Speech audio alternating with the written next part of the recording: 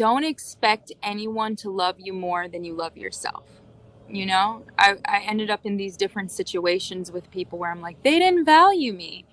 And my mentor was like, but do you value you? That's the bigger question. Welcome to Season 3 of Voices of the Goddess podcast, where we empower, inspire, and uplift women to be the goddesses they truly are. I'm your co-host, Julietta, the magical PT, owner and founder of Body and Soul PT, as well as Soul Candy, intuitive, handmade, and one-of-a-kind jewelry and artwork. I support people in finding the magic within themselves, creating balance in their body and soul. And I'm your other co-host, Graciela, published, award-winning, and professionally certified portrait photographer specializing in boudoir and personal branding. I create portraits of who you are and not just what you look like so that you can become who you've always been. Join us each week as we sit down for a heart-to-heart chat, sharing stories and insights with listeners across the globe. Laughter and tears alike abound as we access ancient wisdom in modern times through unique and exciting storytelling, supporting you on your life's journey. Welcome to the circle and enjoy the show. Hello, hello. Hey, how you doing? I'm doing great. How about you?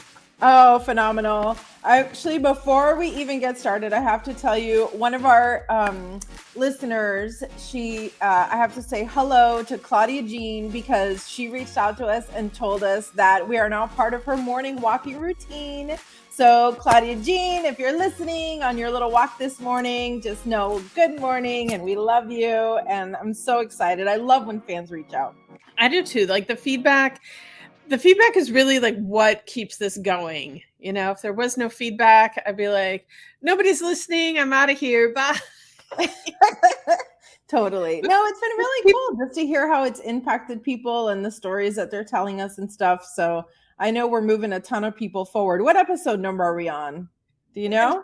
Don't even ask me that. We're over 160. This might be like 167 amazing. Or something like that. I don't know. That's amazing.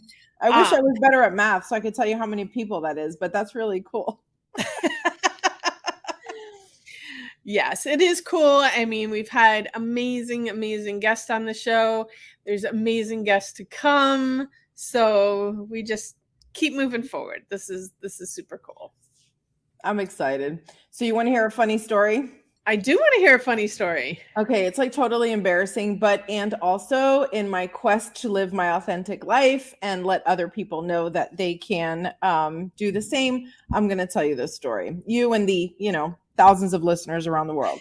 So a while back, I had a sore throat and I was worried that it might be like strep or something like that. So I was like, okay, I think I need to go to my local like little clinic, right? So I go to the little clinic, and of course the guy there is like this young hot doctor guy, or whatever the medical degree that he has is. But anyway, so he goes, okay, well, we're gonna do a COVID test, and I'm gonna do a strep test, and blah blah blah. And he goes, okay, I'm going to swab the back of your throat, but I'm really going to get in there. I'm really going to, I want to make sure I get a really great swab. And I'm like, okay, I'm ready. So I brace now I hate this. Like I gag constantly every time they do this. Right. So I put my head up against like the chair, right? Like I put my head against the back of the seat so that I know I won't be able to pull back. I'm like, okay, I'm strong. I can do this. I had mentally prepared myself for the gagging, everything. The guy takes out the longest swab you've ever seen in your life, shoves it, I swear to God, into my brain, like through my throat. He just gets in. And as soon as he does, of course, I'm like, choking to death.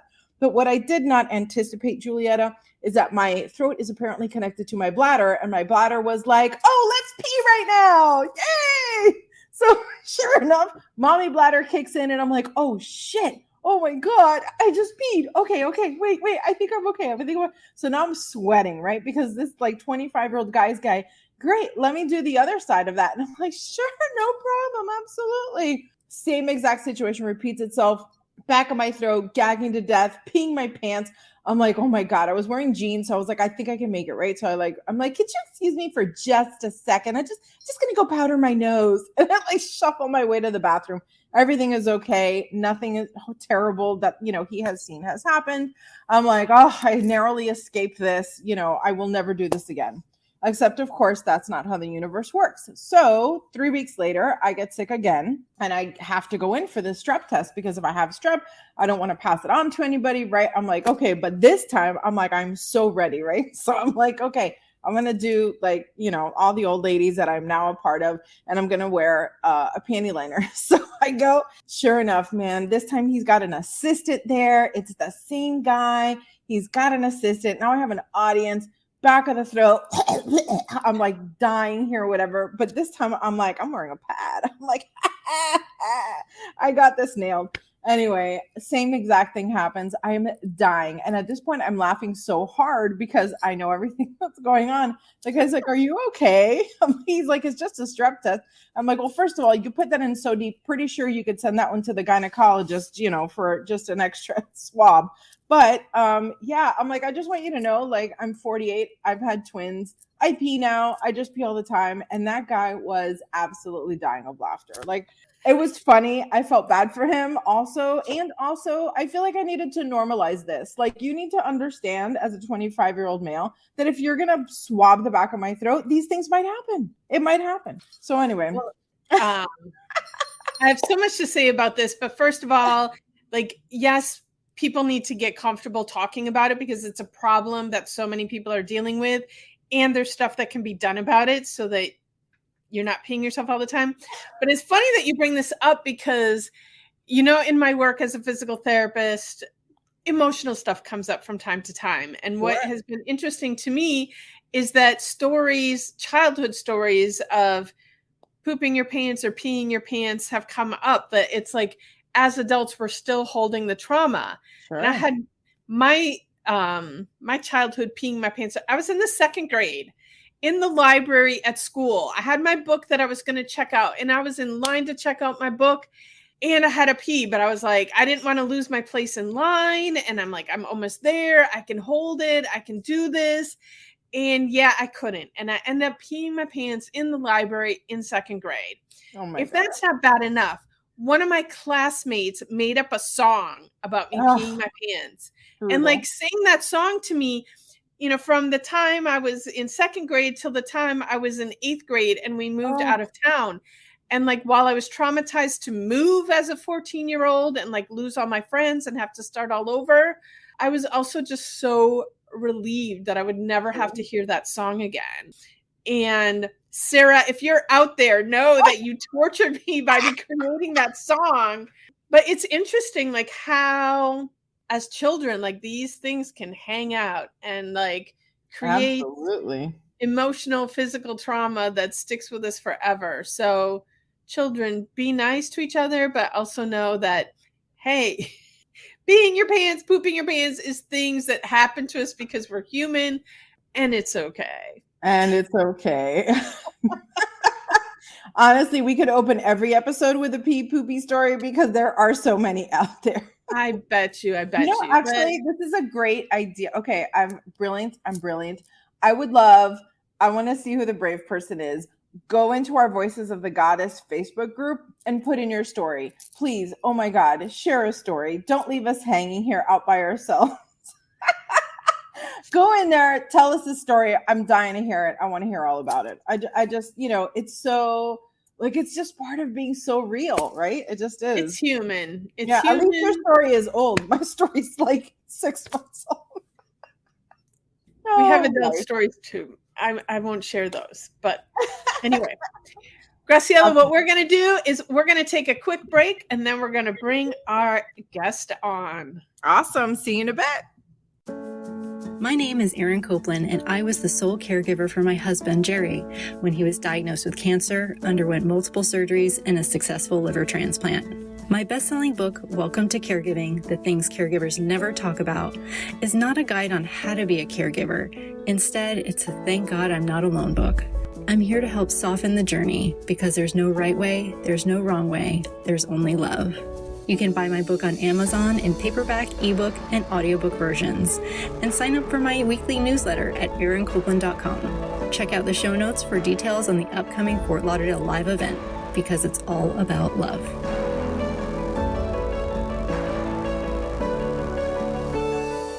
Here she is. Welcome to the show, Christina. Hi, ladies. Thank you for having me. Hi, good morning. Look at your beautiful, happy face. Oh, if you're just listening to us on the podcast, hop on YouTube. Come look at this big smile. You won't believe it. I had such a great time listening to the incontinence issues. Can you relate? Can you relate? Yes. So the past week I had a stomach virus and nothing would stay in. So eventually somebody recommended Imodium for me. So, the back door would close. Yeah. I go to the store and I'm getting the thing, but I get the Walgreens version that says like anti-diarrhea. So like the line is long. I'm like almost about to cry because I just go home and take the pills. I go to the cash register. The guy looks at it. He's like, "How are you doing?" I'm like, "Obviously not great." And I go home and I'm like crying to my sister. I go, "Why would they put anti-diarrhea on it? That is so There you go. There you go. I'm telling you, it's real life. It's real life, girl. Well, I'm glad you're feeling better. You look amazing. I love seeing your happy face. Thank you, ladies.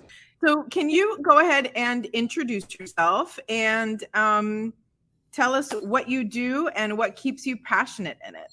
Awesome. Okay, so my name is Christina Daniels, and I am a blogger and an empowerment coach. I started in about 2019, and I've had the opportunity to like grow my audience to about like 35,000 a month. But my sisters have helped me and family members to kind of learn how to do those different things. And I've been able to just like talk to different women about relationships, self-esteem, self-care, and just really empower them as an empowerment coach. So I'm passionate about helping people live from a place of power instead of victimhood and pain, and just using every life lesson or obstacle to kind of take them to the next level. Thank you. That's beautiful. That's 35,000 is nothing to shake a stick at. That's an amazing following. Yeah. I'm excited about it. I can get caught up in the doing and not really appreciate where I'm at because, of course, like the audience doesn't always translate to money. That's where I have to remember, like, I'm doing this for people, not for my pocket, really. Mm-hmm. Can you tell us one of your success stories? Okay, yeah. This week I actually had a consultation with a mom, and it was really cool because all it took was one consultation. She was overwhelmed and she was just telling me about her life. And I suggested that she ask her job for 3 days off to work at home. And also if she said her mom helps her a lot. So I was like, you can ask your mom to make those freezer dinners that you just throw in the crock pot and just make 3 weeks straight. So you wake up, you throw it in, blah, blah, blah. She said, I never thought of that. And my job is so amazing. They would be more than happy to let me work from home 3 days a week. So I feel like that was one of the quickest success stories I ever had. And it just immediately like relieved her anxiety because as you were saying, Graciela, as a mom, there's so much going on, right? And it's just like if you can find a way to just get 45 minutes for yourself to love on yourself, I think it makes the world of a difference. No, but those solutions were actually quite simple. But when you're like in the middle of all of the storm and everything, you can't see these super simple solutions that can have such an enormous impact on your life. So it's important that we have people that can be outside the storm looking in and saying, hey, this is all you got to do to make your life so much easier. So Yeah. And I think it's so much about permission, right? Like I remember when I was in my corporate job, I always thought to myself, oh, I can never take a longer lunch, or, oh, I have to go in today. You know, one day I went in with a fever of like 102 because I had a deadline and everybody looked at me like I was insane. And I really thought I was doing the right thing. And, Wow. Sometimes you just need someone to give you permission, right? To say it's okay to ask. And especially now, Julietta, we talk about this a lot about asking for what you want. It takes a conscious effort. I mean, would you agree? absolutely. So speaking of, and you being in the woman world, what's one piece of advice that you learned from a woman that really changed your life? Share some wisdom with us. Ooh, I think the first thing that pops to my head is don't expect anyone to love you more than you love yourself. You know, I ended up in these different situations with people where I'm like, they didn't value me. And my mentor was like, but do you value you? That's the bigger question.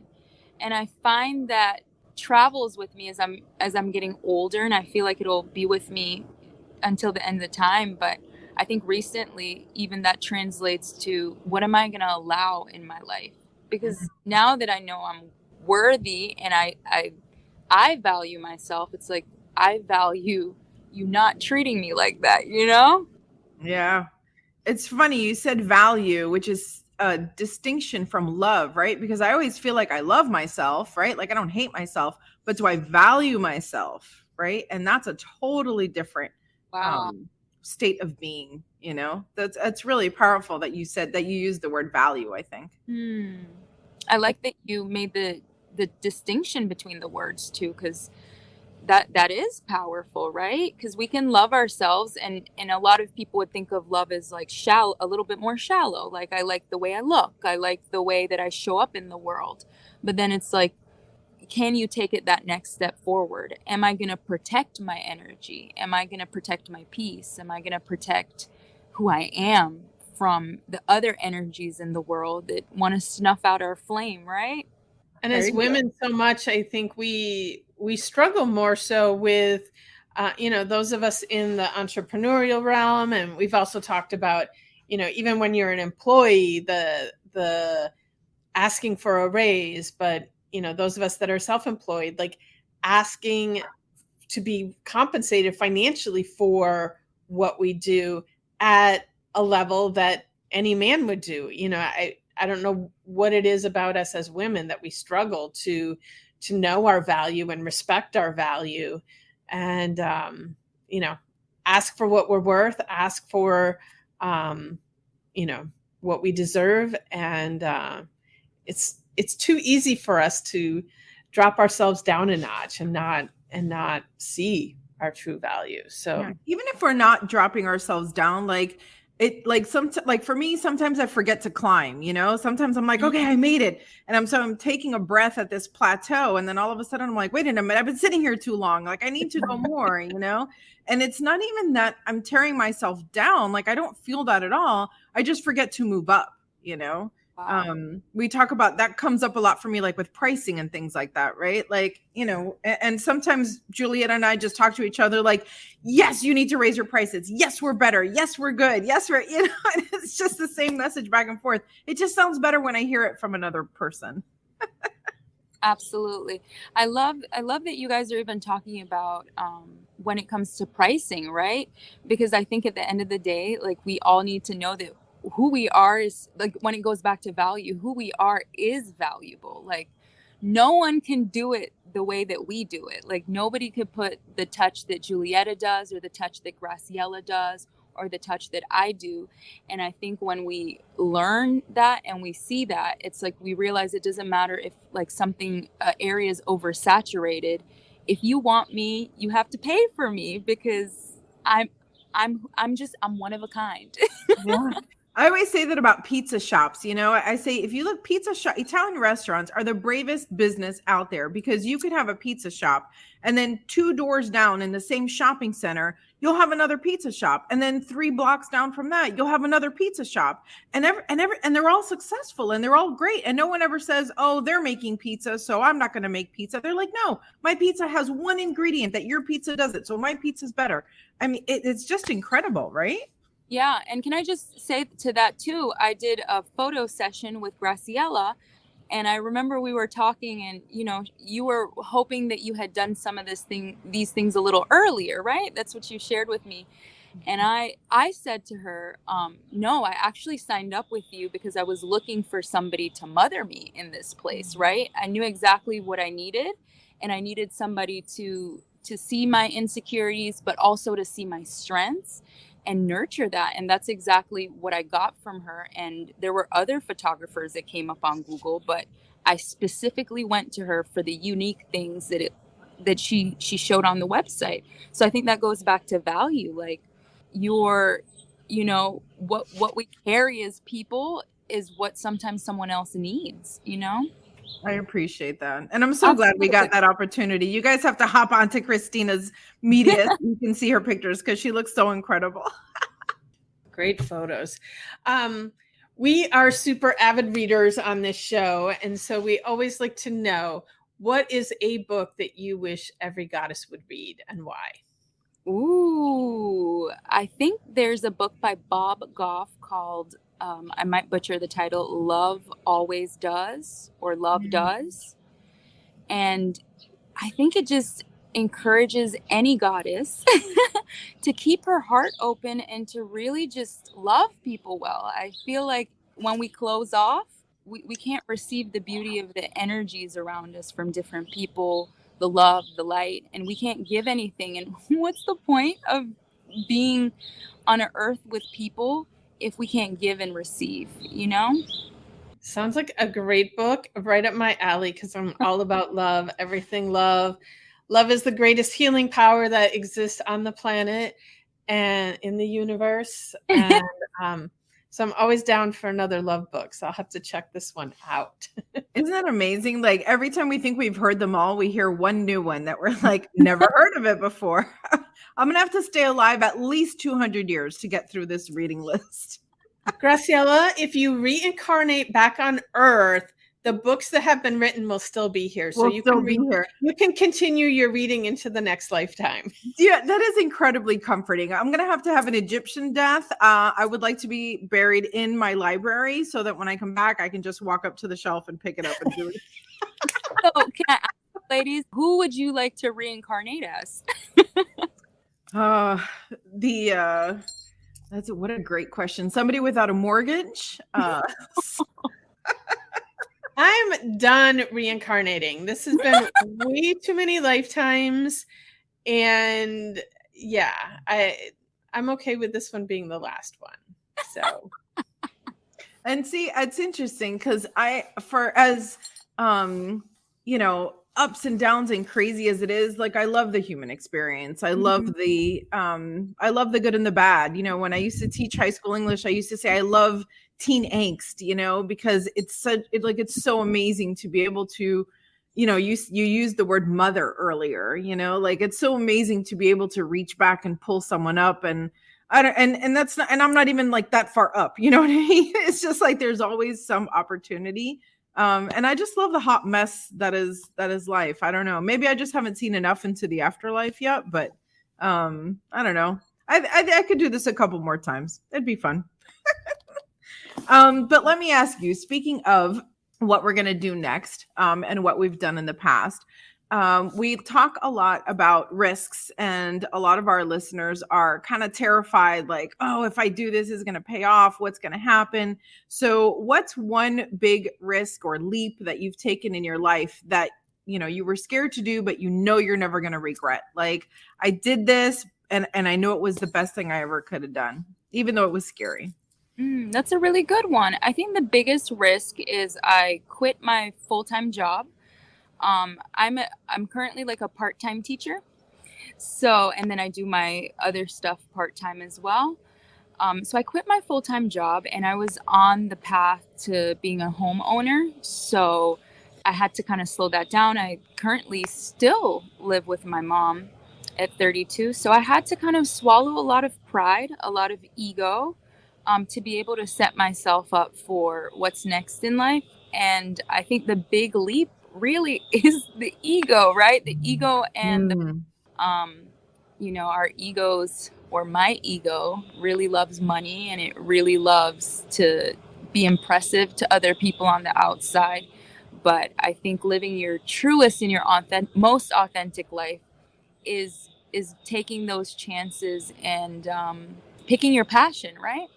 Beautiful. I also want to just comment to, you're talking about you still living at home with your mom, and, culturally it has become the norm for people to, get out of their parents' home as soon as they can. But when you look at, so many other cultures around the world, like keeping that family connection, like it's expected that you're going to stay with your family. Even driving around through, because you brought up Egypt before, families build their homes like on top of each other so that, each generation like lives above the next. So you're all still in the same home, and, they dine together and spend time together. Yeah. And so I don't know if this is just an American thing or, cultures around the world that, we're expected to, leave home, but there's nothing wrong with staying home. And so I think we need to take that judgment, out of there. And if it's working for you and it's working for your mom, like, that's awesome. That's beautiful. Julietta, isn't like in Italy, don't most kids like stay home like into their 40s? I mean, like it's not uncommon, right? I think typically you stay at home until you get married, but I'm not Italian. I'm not an expert, but a lot of cultures, yes, it's when you stay at home until you get married, that's normal. Yeah. But yeah, if everybody's happy, stay at home. Who cares? Yeah. That's it. Very blessed to have an amazing relationship with my mom. And I pay her a little something, and she gets to save. Beautiful. That's beautiful. I mean, as it should be, right? I mean, one of the most freeing things, a friend of mine got married and they have separate bedrooms. And it's not that they don't like each other. It's that they physically sleep more comfortably with everyone having their own bed. And it's not the norm, but wow, it works for them and they're so happy and it's great. And honestly, you could be envious of the relationship that they have because they're so just comfortable and happy with each other. And I just thought, man, how liberating is that, right? To rid yourself of expectations and obligations and doing things because you have to and do the things that you want to, So there's no guilt and shame in anything that you're doing, girl. You're so intentional in how you live your life. And I'm so excited for your future. It's, I don't know. I'm just, not to mother, but I'm so proud of you, Christina. My name is Erin Copeland, and I was the sole caregiver for my husband, Jerry, when he was diagnosed with cancer, underwent multiple surgeries, and a successful liver transplant. My best-selling book, Welcome to Caregiving, The Things Caregivers Never Talk About, is not a guide on how to be a caregiver. Instead, it's a Thank God I'm Not Alone book. I'm here to help soften the journey because there's no right way, there's no wrong way, there's only love. You can buy my book on Amazon in paperback, ebook, and audiobook versions, and sign up for my weekly newsletter at erincopeland.com. Check out the show notes for details on the upcoming Fort Lauderdale live event, because it's all about love.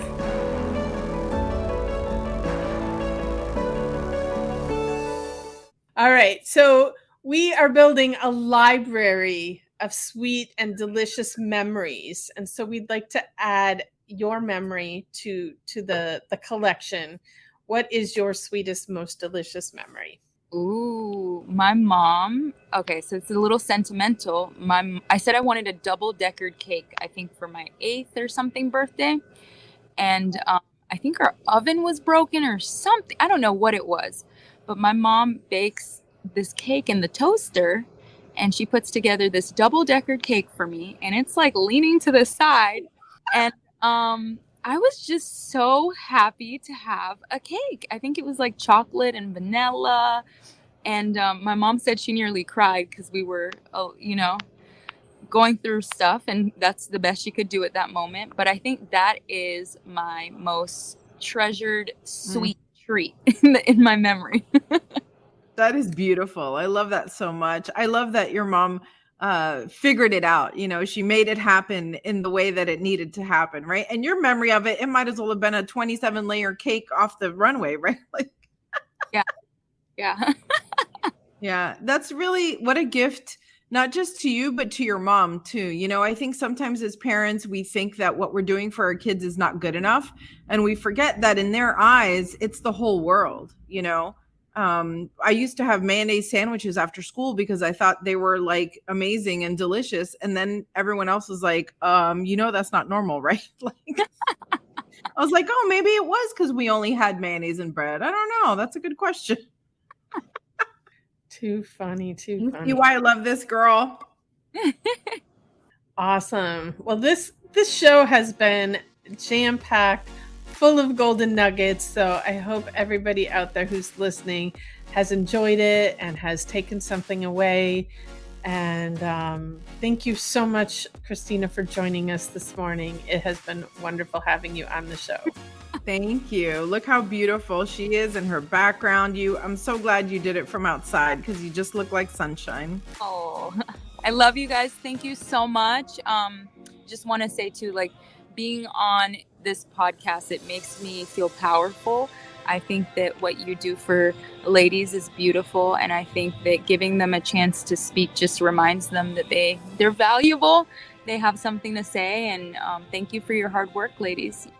Thank you, love. Thank you for being on. All right. Take care, everyone. We'll see you the next time around. Thank you, dear ones, for joining us today. Make sure you check out the show notes for details on how to get in touch with either Julietta, Graciela, or today's special guest. Don't forget to subscribe, review, like, and share. Big love and gratitude for all of you. May the path before you be ever illuminated by your fellow goddesses. Shine bright and have a magical day.